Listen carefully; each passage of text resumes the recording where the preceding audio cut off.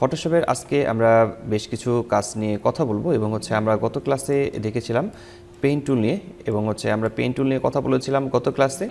আজকে আমরা দেখব free form paint tool, add anchor point tool, delete anchor point tool এবং কনভার্ট পয়েন্ট টুল। এই কয়েকটি টুলের কাজ আজকে আমরা শেষ করব। তো প্রথমেই আমরা একটি ব্ল্যাঙ্ক ডকুমেন্ট নিয়েছি। প্রথমেই আমরা ফ্রি ফ্রম পেইন্ট টুল নিয়ে কথা বলবো। এই free form paint tool select করছি। Free form paint tool select করার পর উপরের দিকে পাথ অপশন রয়েছে এবং এখান থেকে আমরা দেখতে পাচ্ছি দুইটি মুড রয়েছে। এখানে শেপ মুড আমরা সিলেক্ট করব। শেপ মুড সিলেক্ট করার পর ফিল কালার এখান থেকে আমি আপাতত নান করে রাখছি এবং স্ট্রোক কালার এটিই থাকছে। তো এখন এই ফ্রি ফ্রম পেইন্ট টুলের কাজ হচ্ছে যে আমরা এখানে যা ইচ্ছে তাই মূলত ড্রয়িং করতে পারি, লিখতে পারি। আপনি যদি কোনো কিছু লিখতে চান সেই ক্ষেত্রে দেখা যাচ্ছে যে আপনি খুব সহজেই মূলত এই ফ্রি ফ্রম পেইন্ট টুল ব্যবহার করে লিখতে পারবেন।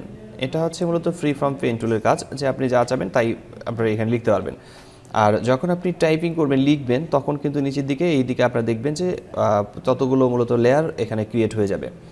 তো এখানে এটাই হচ্ছে মূলত ফ্রি ফ্রম টুলবারের কাজ। এরপর আমরা দেখছি অ্যাড অ্যাঙ্কার পয়েন্ট টুল। এই অ্যাড অ্যাঙ্কার পয়েন্ট টুলের কাজ হচ্ছে একটু আমি প্রথমের দিকে এখানে আগে আমরা একটি রেক্ট্যাঙ্গেল বক্স তৈরি করে নেব। প্রথমের দিকে আমরা এখানে একটি রেক্ট্যাঙ্গেল বক্স তৈরি করে নিচ্ছি। এরপর আমরা এই বক্সটাকে সিলেক্ট করব, আর একে সিলেক্ট করার জন্য আমরা ডিরেক্ট সিলেকশন টুল ব্যবহার করে আমরা এই বক্সটিকে সিলেক্ট করে নিচ্ছি। এই শেপটিকে সিলেক্ট করে নিলাম। তো শেপের এদিকে চার কর্নারে মূলত এখানে একটি পয়েন্টার দেখা যাচ্ছে, এখানে একটি পয়েন্টার দেখা যাচ্ছে, এখানে একটি পয়েন্টার, এখানে একটি পয়েন্টার, অর্থাৎ চারদিকে চারটি পয়েন্টার আছে। এই চারটি পয়েন্টারকে মূলত বলা হয় অ্যাঙ্কার পয়েন্ট। এটাকে বলা হয় অ্যাঙ্কার পয়েন্ট, এটাকে বলা হয় অ্যাঙ্কার পয়েন্ট। তো দেখা যাচ্ছে যে আমি এই শেপে মূলত আরও একটি পয়েন্ট এখানে যোগ করতে চাচ্ছিলাম, কিন্তু সেটা আমি ভুলে করতে পারিনি। শেপটি তৈরি করার পর এখন আমার দরকার হচ্ছে এখানে আমি একটি অ্যাঙ্কার পয়েন্ট যোগ করব। তো সেই ক্ষেত্রে আমরা এই টুলে ক্লিক করার পর, আমরা পেন টুলে ক্লিক করার পর এখান থেকে অ্যাড অ্যাঙ্কার পয়েন্টে ক্লিক করছি। এখন যেখানে আমাদের পয়েন্ট যোগ করা দরকার সেখানে আমরা পয়েন্ট এখানে ক্লিক করলেই সেখানে মূলত পয়েন্টার অ্যাড হয়ে যাবে এবং এখানে কিন্তু ফ্রি হ্যান্ডেলগুলো দেখা যাচ্ছে, ফ্রি হ্যান্ডেলগুলো চলে আসছে। এরপর আমরা আবার এখান থেকে ডিরেক্ট সিলেকশন টুল সিলেক্ট করে নেওয়ার পর আমরা চাইলে এই অ্যাঙ্কার পয়েন্টটাকে ধরে আমরা ড্র্যাগ করে ঠিকভাবে আমাদের যে কাজটি করা দরকার আমরা সেভাবে মূলত এটাকে এডিট করে নিতে পারি, এই শেপটিকে। তো এইভাবে মূলত আমরা অ্যাঙ্কার পয়েন্ট অ্যাড করতে পারবো। দেখা যাচ্ছে যে আমি আরও অন্য কোনো জায়গায় অ্যাঙ্কার পয়েন্ট অ্যাড করতে যাচ্ছি, এখানে অ্যাঙ্কার পয়েন্ট অ্যাড করলাম। এখানে অ্যাঙ্কার পয়েন্ট অ্যাড করার পর এরপর আমি আবার এখান থেকে ডিরেক্ট সিলেকশন টুল সিলেক্ট করে নিচ্ছি। তারপর যদি আমি এটাকে ড্র্যাগ করে ঠিক এভাবে আমি এটাকে আমার শেপটাকে পরিবর্তন করে নিই, নেওয়ার পর এখন শেপের ডিজাইনটি তো মোটামুটি পরিবর্তন হয়ে গেছে। তো অ্যাড অ্যাঙ্কার পয়েন্টের কাজ ছিল যে আমরা এই শেপটাকে আমরা পরিবর্তন করে নিতে পারবো, অর্থাৎ অ্যাঙ্কার পয়েন্ট যোগ করে আমরা শেপটাকে মূলত এডিট করতে পারবো, এডিট করতে পারছিলাম। আর এখন দেখা যাচ্ছে যে আমাদেরকে এই নিচের এখন যদি আমরা এই অ্যাঙ্কার পয়েন্টগুলোকে, যেমন এই অ্যাঙ্কার পয়েন্টটাকে আমাদের দরকার নেই, আমরা এটাকে ডিলিট করে নেব। সেই ক্ষেত্রে আমরা আবারও এই কাজটি করব, ডিরেক্ট সিলেকশন টুল ব্যবহার করে আমরা তো সেটাকে সিলেক্ট করবই।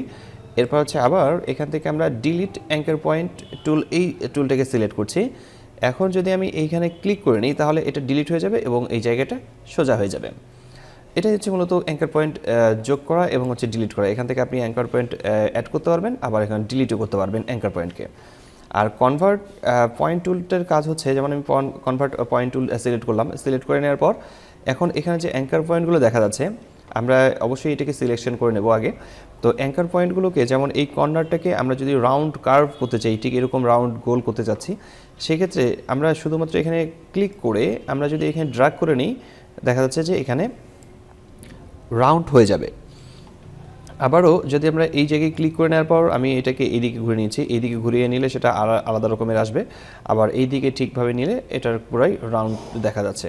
তো এভাবে রাউন্ডটাকে ঠিকভাবে দেখে নেওয়ার পর আমরা এই কাজটি করতে পারি।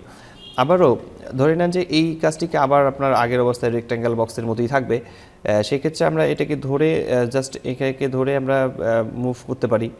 মুভ করে এখানে আমরা এটাকে সোজা করে দিতে পারি।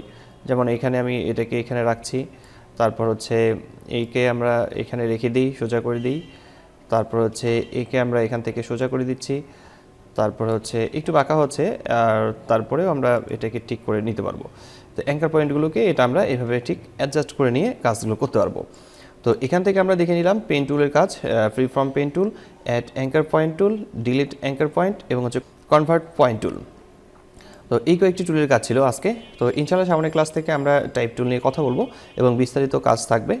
আর কোথাও বুঝতে সমস্যা হলে অবশ্যই কমেন্ট করে জানাবেন, আমি প্রতিটি কমেন্টের রিপ্লাই করে থাকি।